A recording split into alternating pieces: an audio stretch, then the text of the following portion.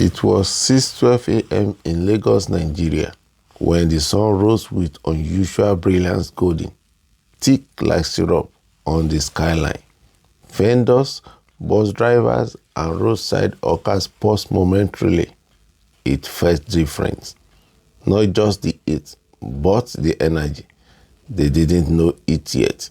But this is the beginning of something that will have shifted the tides of poverty across Lagos, Nigeria.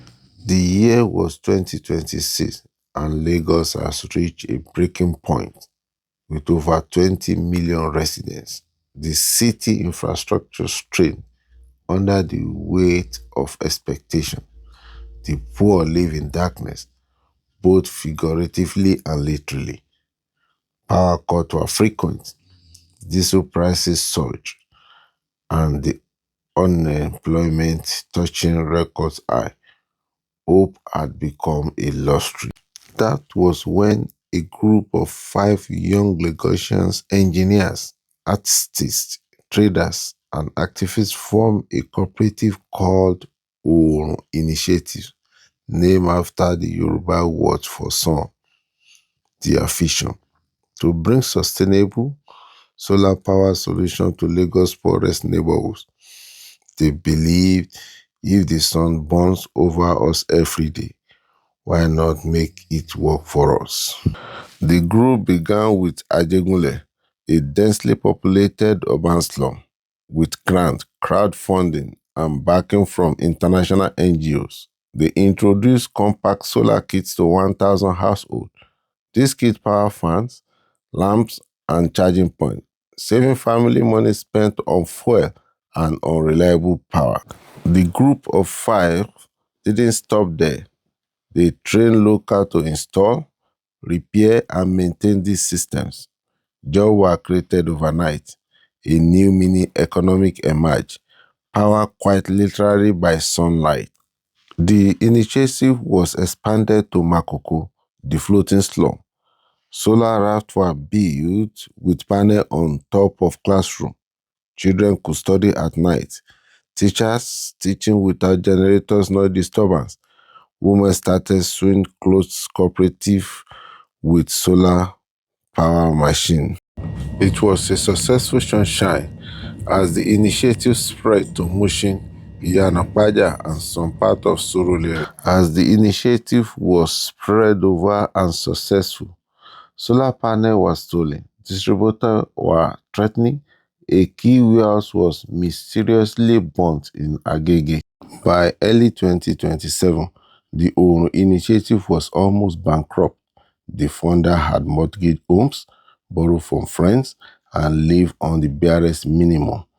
Lagos had begun to believe again, but belief alone wasn't enough. The shift came on Quiet Tuesday in April 2027 during a televised debate on national energy policy. One of the founders, 28-year-old Kemi Ayola, spoke passionately about what they've achieved. We are not asking the government to fix everything. We are saying, help us let the sun do its job. The interview went viral and support poured in from across the country and diaspora. A Lagos-based bank launched a sunrise loan for solar entrepreneurs. The state government, under the pressure from the people, signed a clean energy bill supporting grassroots solar projects. By August 2027, the initiative had returned to full strength and now had an ally in power. The chase just began. In community where electricity had been a dream, evening business thrived. Women sold cold drink and food.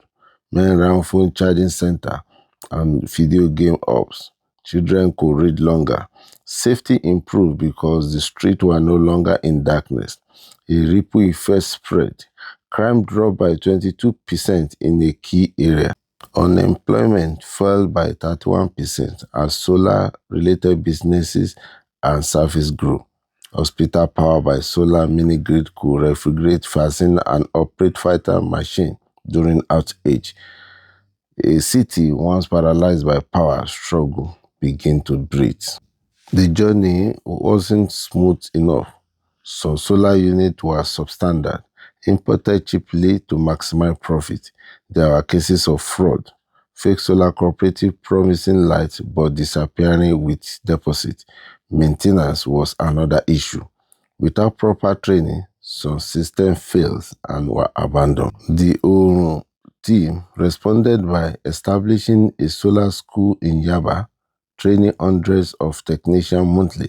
They created a certification standard and partnered with Lagos State Polytechnic to include solar technology in their engineering curriculum. By 2029, Lagos had transformed. Street hawker now use solar power POS device.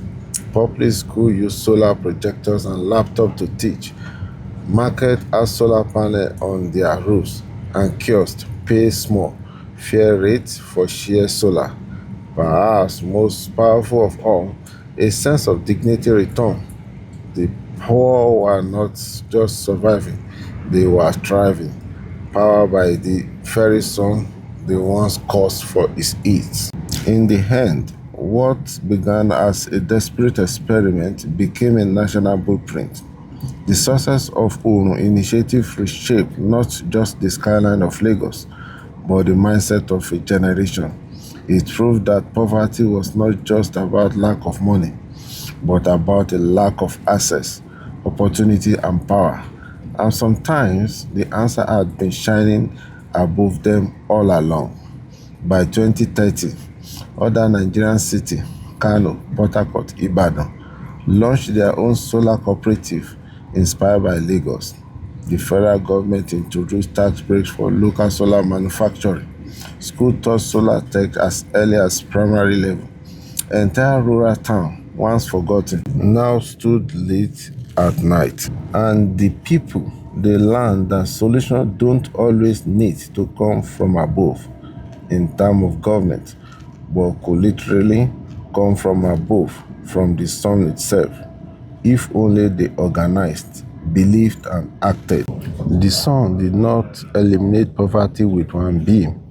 It did it through 10,000 small lights, a phone charging station in Mushin, a sewing machine in Makoko, a street lamp in Agege. It did it by changing the life of the many, not just the few. And now, when Lagosians look up at the scorching afternoon sky, they no longer sigh in frustration. They smile and whisper, Orunlomu Imole Kabo. It was the sun that brought us light. By supporting good initiatives by governments, can increase people's standard of living and life expectancy.